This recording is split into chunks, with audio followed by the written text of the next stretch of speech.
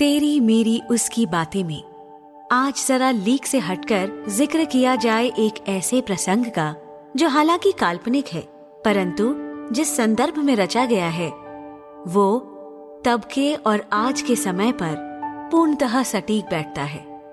ये प्रसंग है लक्ष्मण और उनकी जीवन संगिनी उर्मिला के बीच का। आज अंतर्राष्ट्रीय महिला दिवस के उपलक्ष्य में सोचकास्ट पर आइए सुने मेरी यानी ज्योतिका की आवाज में लेखक अनिल सक्सेना द्वारा रचित ये प्रसंग, जो यकीनन आपकी सोच को कई नए आयाम दे उठेगा।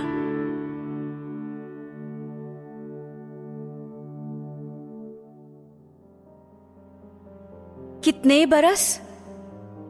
चौंक कर लगभग चित्कार ही कर उठी उर्मिला। कुछ पल के लिए कक्ष में सन्नाटा पसर गया। कुछ क्षण यूं बीते मानो कोई युग सा हो। लक्ष्मण ने नीची दृष्टि से धरा को देखते हुए फिर से दोहराया, 14 बरस। 2 शब्द और उर्मिला का जीवन मानो एकदम नए आयाम ले उठा। वो कुछ कह न सकी। कितने ही विचार तीव्रता से मस्तिष्क में उभरे और चले गए। समय मानो थम सा गया। उर्मिला किसी पाषाण की मूरत सी अवाक, जड़वत, निशब्द सी अपने लखन को एकटक बस देखती भर रही। लक्ष्मण धीमी परंतु गंभीर वाणी में हाल ही में घटित पूरे घटनाक्रम को सुनाते रहे। उर्मिला कई बार लक्ष्मण को बीच में ही रोककर बहुत कुछ कहना चाह रही थी, परंतु व्याकुलता, आघात और घटनाक्रम की आकस्मिकता उसके विचारों और शब्दों पर अंकुश लगाए हुए थी। एक निर्णय लिया जा चुका था।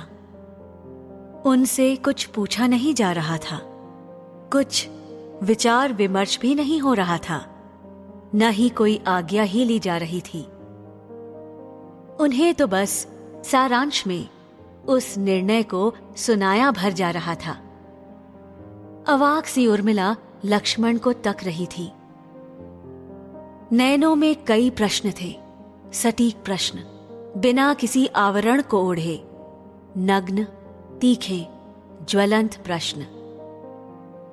मूक भाषा, सांकेतिक भाषा, नैनों में उभरते कितने ही भाव श्रेष्ठ धनुर्धारी लक्ष्मण के लिए भी असहनीय थे। लखन की दृष्टि धरा पर ही जमी रही। उन प्रश्नों के उत्तर कुछ न कुछ थे तो अवश्य, परंतु तर्क के मापदंड पर वो इन्हें पूर्णतः क्षीण, लगभग अर्थहीन महसूस कर रहे थे। और दूसरी तरफ उर्मिला कक्ष के सभी स्तंभों, अपनी चित्रपट्टी, दर्पण व अन्य निर्जीव वस्तुओं को निहारती, मानो स्वयं से स्वयं के अस्तित्व की परिभाषा की व्याख्या मांग रही थी। कुछ क्षण को तो उसे प्रतीत हुआ कि किंचित उस भोग विलास ऐश्वर्य की कक्ष में स्थित सभी वस्तुओं उपकरणों से वो स्वयं कहाँ भला भिन्न थी। गहरा आघात, अनेकों बार कई प्रश्नों के उत्तर एक क्षण मात्र में ही दे उठता है। तो आप निर्णय ले ही चुके हैं? हाँ उर्मिले, मेरा भ्राताश्री के साथ वन में जाना निश्चित ही है। मेरे लिए कोई विशेष निर्देश, मुझसे कोई विशेष अपेक्षा स्वामी? लक्ष्मण मौन रहे, कुछ कहते ना बना कदाचित। वो वापस जाने को मुड़े ही थे कि उर्मिला के पुकारने पर मानो जड़वत हो गए। एक क्षण के लिए एक प्रश्न का उत्तर देंगे क्या प्रभु? पूछो। लक्ष्मण ने पीठ किए हुए ही अनुमति दी। उनके चेहरे पर असहायता व बेचैनी के भाव ठीक उनके सम्मुख दर्पण पर उर्मिला स्पष्ट रूप से देख पा रही थी। प्रश्न ये है कि जब आपने ये निर्णय लिया तो उस समय मेरे विषय में क्या आपके हृदय में कोई भाव आए थे, कोई विचार कौंधा था? यदि हां, तो निर्णय तुरंत न लेकर इस विषय पर मुझसे तनिक वार्तालाप तो अवश्य ही कर सकते थे। और यदि ये निर्णय मुझे हृदय में न रख कर लिया तो फिर अब कहने को भला रहा ही क्या कि सीता ने अपने पति के लिए, श्री राम ने अपने पिता के लिए और आपने अपने श्री राम के लिए जो निर्णय लिए, तब सब एक दूजे के समक्ष थे। मैं आपके इस निर्णय पर प्रश्न चिन्ह कदाचित न लगाती और न ही मैं आपके मार्ग में बाधा ही बनकर आती, परंतु यदि आप मुझे भी उस निर्णय में सम्मिलित करते तो अवश्य गौरवान्वित महसूस करती। प्रश्न का उत्तर देने के इस दायित्व से भी मैं जनक पुत्री उर्मिला आपको मुक्त करती हूँ सुमित्रा नंदन, परंतु तनिक विचार अवश्य कीजिएगा।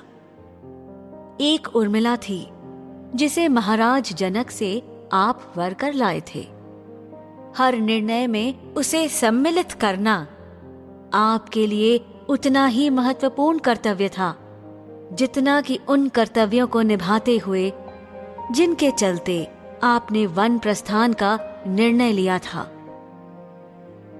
सुमित्रा नंदन सुनो, उर्मिला आपके इस अकेले लिए हुए निर्णय को पूर्णतः निभाएगी। यदि मुझसे पहले भी आकर पूछते तब भी निभाती,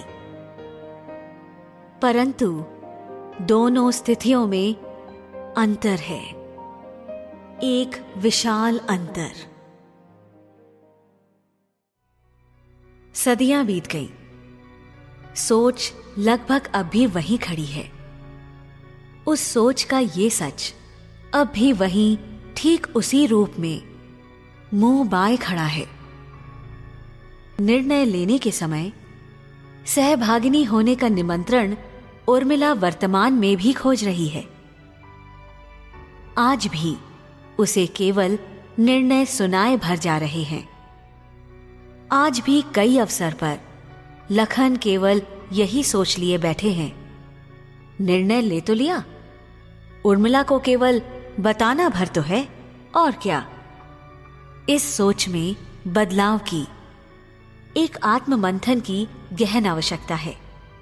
आज की इस सदी में अंतर्राष्ट्रीय महिला दिवस के उपलक्ष्य में मैं ज्योतिका और लेखक अनिल सक्सेना ये अपेक्षा रखते हैं कि बदलाव के लिए एक कदम लखन उठाए तो एक कदम उर्मिला भी। कदम अगर एक साथ मिलकर उठें, निर्णय यदि एक साथ मिल के लिए जाएं, तो राह कैसी भी हो, कुछ विशेष अंतर ही भला कहाँ दिखता है। सोचकर देखिएगा जरूर।